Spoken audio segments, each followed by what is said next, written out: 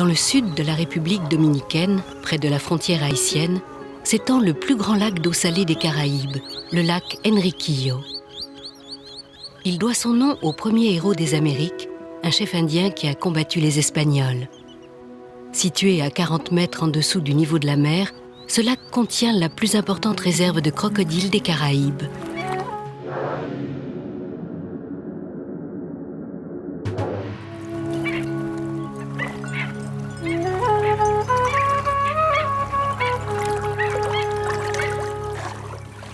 Livio travaille au sein de la Direction nationale des parcs.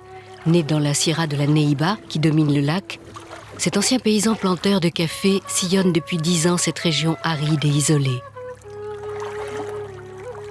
Sa mission consiste à protéger les crocodiles acutus, appelés aussi crocodiles américains. Plusieurs dangers les menacent. La forte salinité du lac Enriquillo, 2 fois supérieure à celle de la mer, et aussi la présence de braconniers venus de Haïti.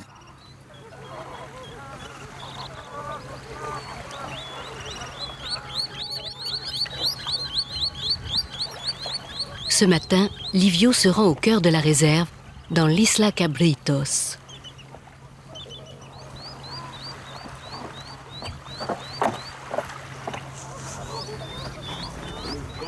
Couverte de cactus, cette île abrite diverses espèces d'iguanes, dont le rhinocéros et le ricordi. Caractérisé par son étonnant regard rouge sang, le ricordi n'existe nulle part ailleurs et fait l'objet d'une attention permanente. Aujourd'hui semi-domestiqué, il est devenu la mascotte de la réserve.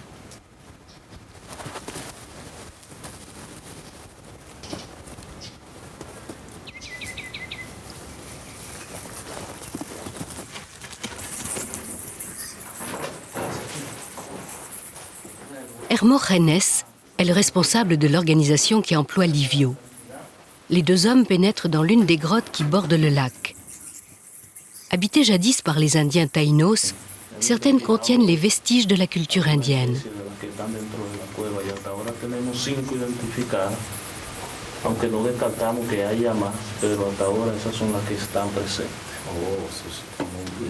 Avant de se consacrer à la protection de la nature, Hermogenes récoltait le café et menait une vie très rude.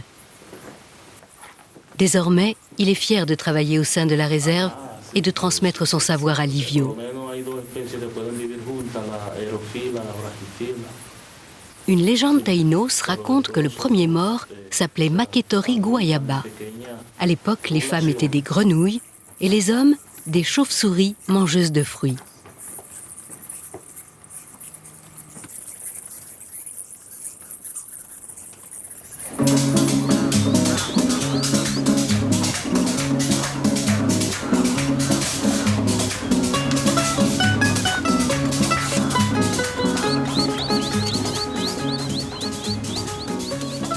Hermogenes a repéré un crocodile adulte dans une zone à risque, non loin de la frontière haïtienne, là où le contrôle s'avère plus difficile. Avec ses hommes, il prépare un piège pour capturer l'acutus et le mettre ensuite à l'abri, de l'autre côté du lac. Très rudimentaire, leur technique s'inspire de celle utilisée par les braconniers. Quelques piquets en bois pour diriger le reptile, un élastique en guise de ressort et une patte de poulet pour servir d'appât.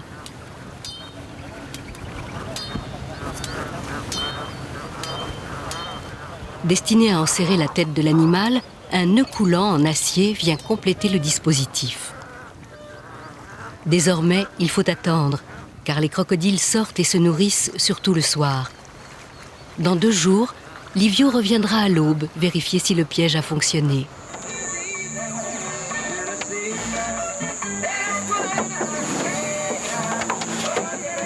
Cette nuit, Hermogenes et les siens doivent capturer des crocodiles, car le vétérinaire du zoo de Saint-Domingue vient demain matin effectuer des prélèvements.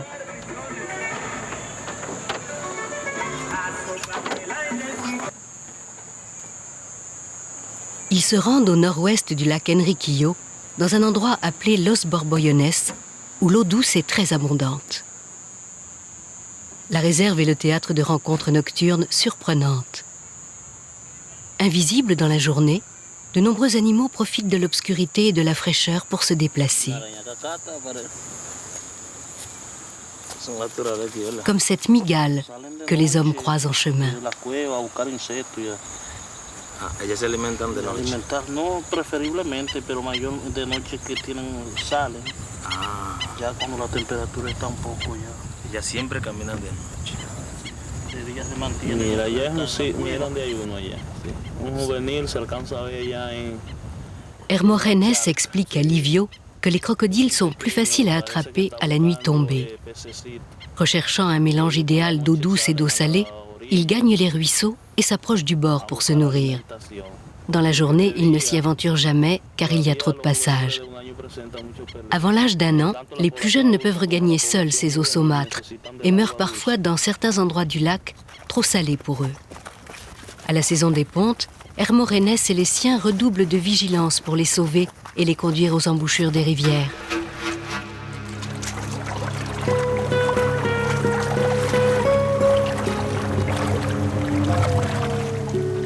Ce crocodile est remonté en amont d'un ruisseau. La clarté de l'eau devrait faciliter sa capture.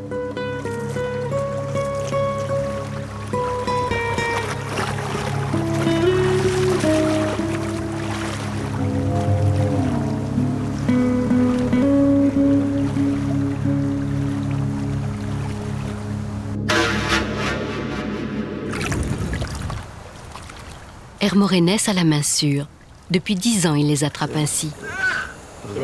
Bien que l'animal soit jeune, il le manipule avec précaution, car sa morsure est source d'infection.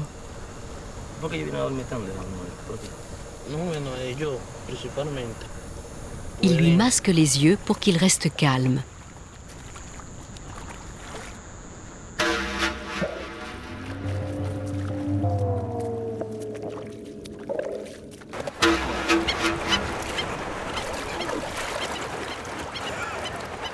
Le deuxième reptile est plus âgé. Hermogenes indique à Livio les particularités des crocodiles acutus, reconnaissables à leur gueule pointue. Par endroits, leur peau prend une couleur verte. Leur armure dorsale est irrégulière et plus réduite que celle des autres espèces.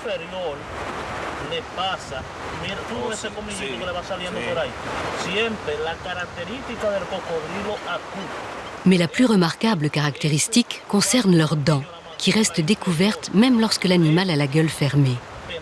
Les canines inférieures sortent par un orifice de la mandibule supérieure.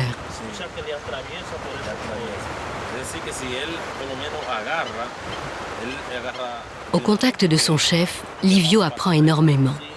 Un jour, peut-être, il remplacera Hermogenes et partagera à son tour son expérience.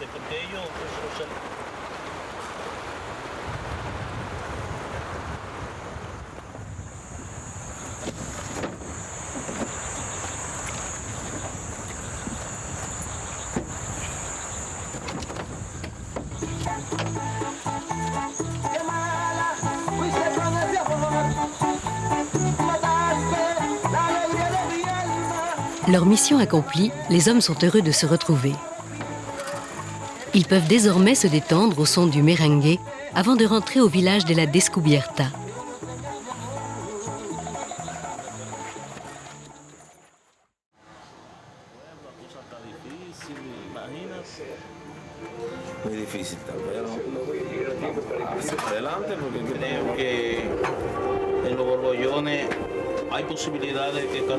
Le lendemain matin, Hermogenes rend visite à Livio.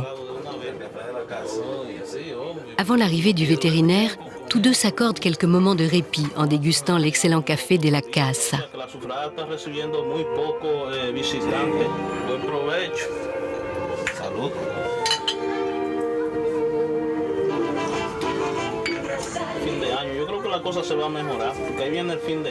Dans cette région très pauvre, la vie est difficile.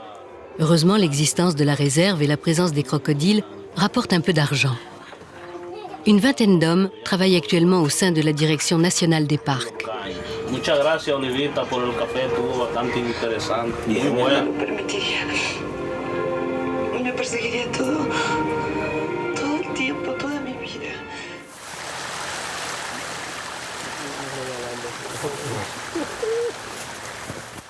Roberto est le vétérinaire du zoo de Saint-Domingue. Tous les 2 mois, il vient vérifier la bonne santé des crocodiles. Auprès de lui, Hermógenes a acquis une grande connaissance des animaux.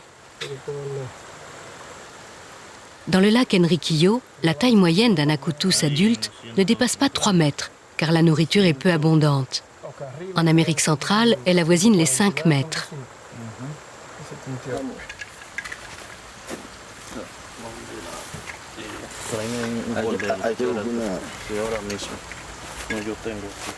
Les méthodes du vétérinaire et celles utilisées au quotidien par Hermógenes et ses hommes sont très complémentaires.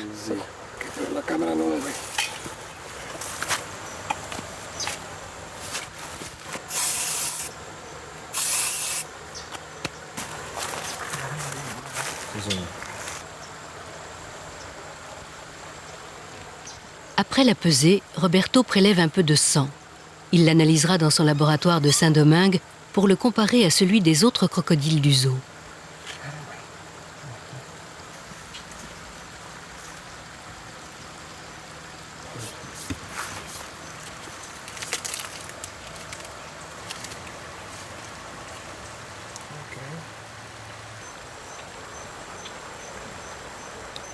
Un prélèvement dans l'intestin permet de déceler la présence de bactéries et d'endiguer un risque éventuel d'épidémie.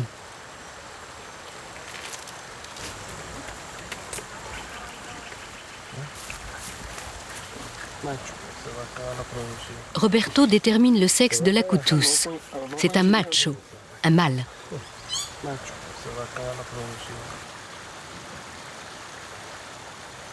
Hasta que quede debajo de ese nucal. Llamamos primer y segundo nucal, ¿no? Il introduit enfin sous sa peau une puce électronique qui va devenir sa carte d'identité. La agarramos bien aquí.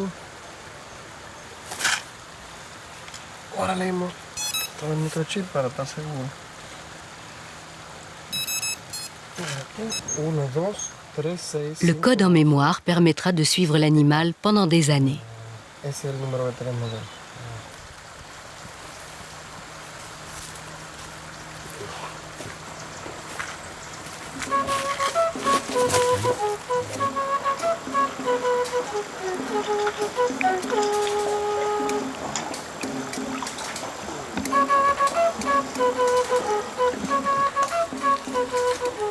En 10 ans, grâce à leur étroite collaboration, ces hommes ont réussi à préserver l'équilibre du lac Enriquillo.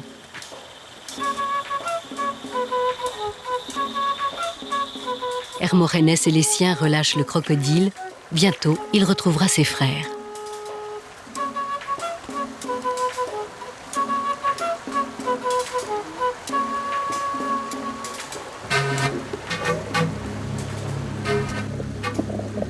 Livio l'accompagne un moment. Il veille à ce qu'il gagne rapidement les embouchures du lac.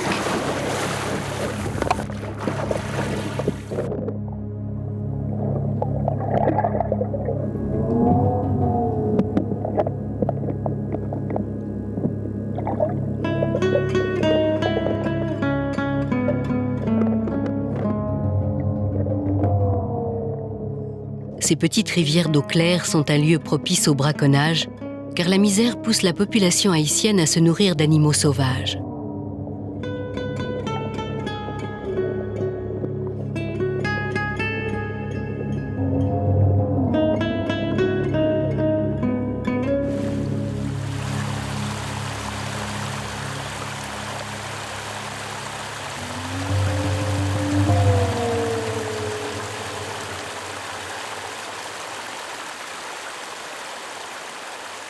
Vitale pour les reptiles, l'eau douce l'est également pour les habitants de la Descobierta.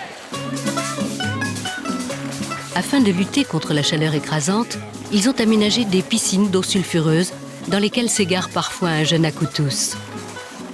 Chaque dimanche, sous l'œil d'un iguane rhinocéros, les villageois se retrouvent en famille et s'adonnent gaiement à la baignade.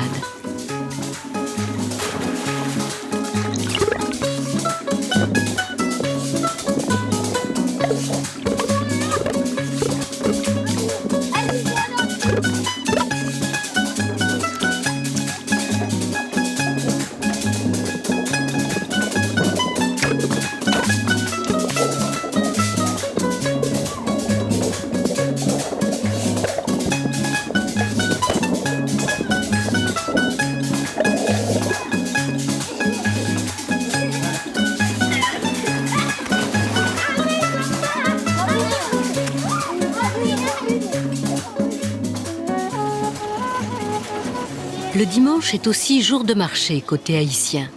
Hermogenes et Livio aiment revenir sur les lieux qui ont bercé leur enfance.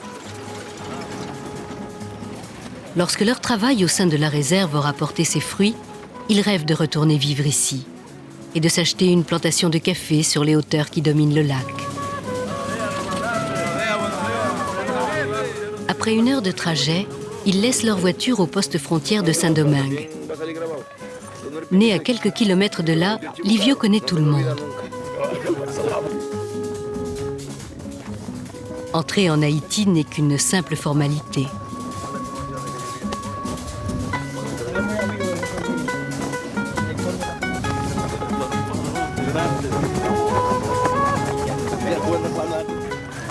La route s'arrête, les 2 hommes continuent à pied.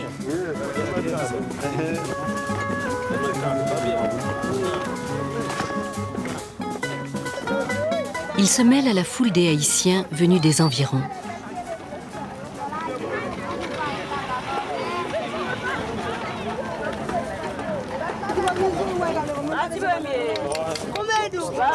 Sur le marché, les prix se révèlent très compétitifs.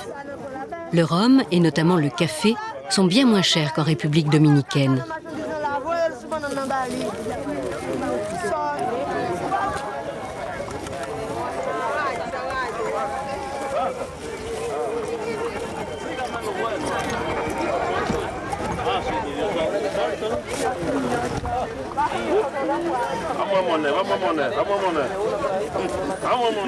L'achat de produits créoles est toujours un plaisir pour Livio et Hermogenes.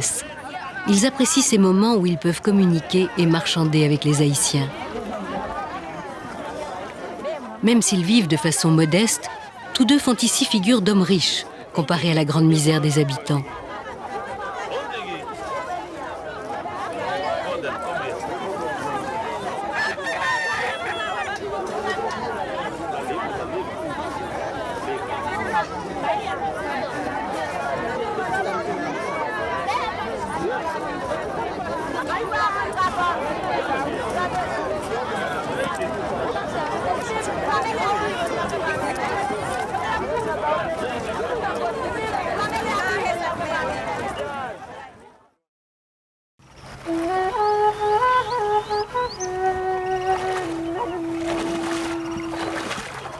Le lendemain à l'aube, les hommes viennent vérifier le piège.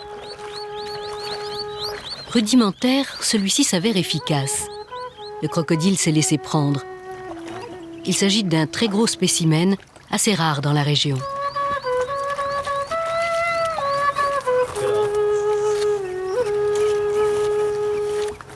Assurer sa capture définitive nécessite une extrême prudence. Hermogenes et les siens ne rencontrent pas souvent des reptiles de cette taille.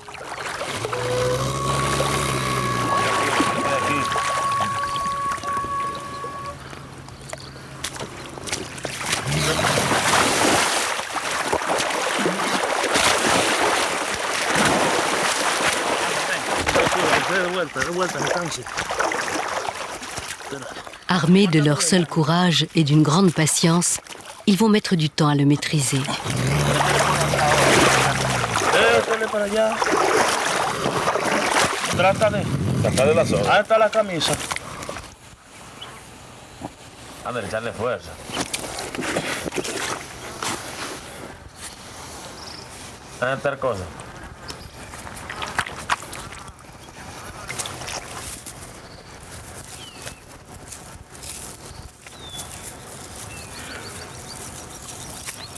Vamos a agarrar ese salto.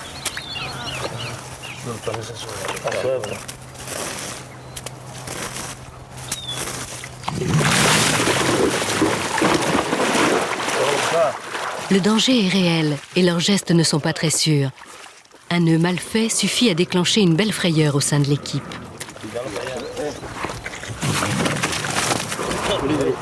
La soga, cuéstala. Abajo, que tenga poca presión.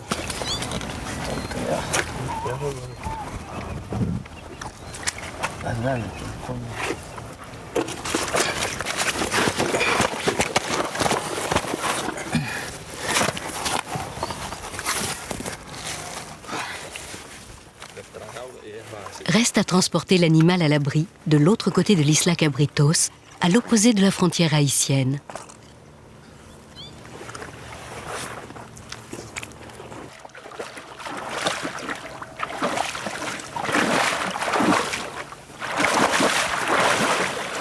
Lorsque la situation en Haïti sera plus stable, Hermogenes espère réintroduire les crocodiles dans l'un des lacs du pays, le lago Somatre, à 10 km à l'ouest du lac Enriquillo.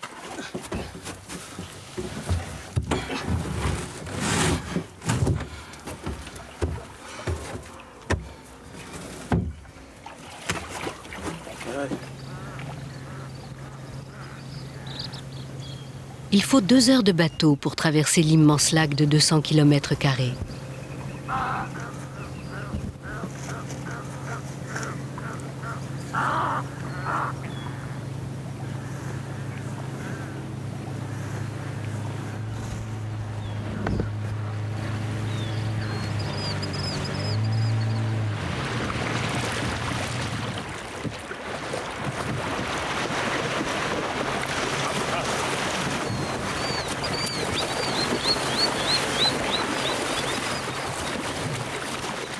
La barque accoste sur une plage où les femelles acoutus viennent pondre.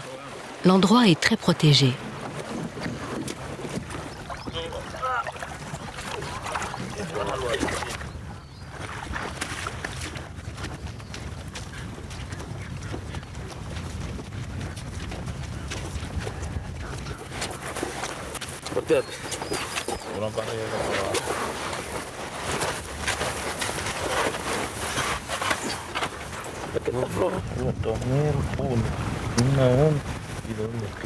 Hermogenes marque le crocodile avec les moyens du bord.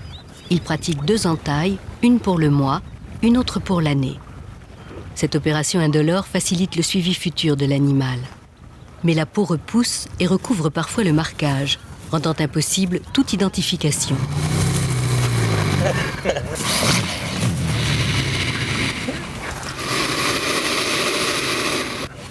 Atención.